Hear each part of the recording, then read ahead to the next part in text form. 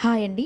Welcome to our channel కమ్మటి రుచులు. ఈరోజు మనం బ్రెడ్ పకోడా ఎలా వేసుకోవాలో నేర్చుకుందాం. ముందుగా బ్రెడ్ని ఈ విధంగా వాటర్లో ముంచి వాటర్ని గట్టిగా పిండి ఒక బౌల్లో వేసుకోవాలి.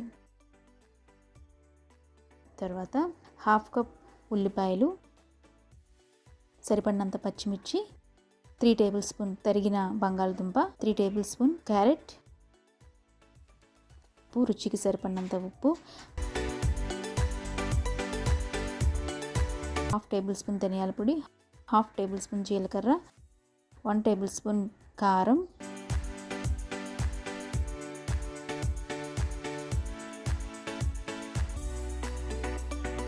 బియ్యపిండి, శనగపిండి కూడా వేసి ఈ మిశ్రమాన్ని అంతా చక్కగా కలుపుకోవాలి. కలుపుకున్న తర్వాత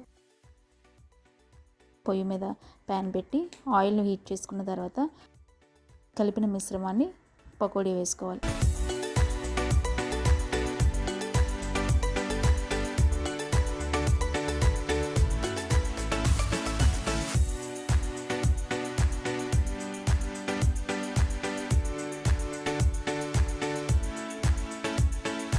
అంతే, ఎంతో టేస్టీగా ఉండే బ్రెడ్ పకోడా రెడీ.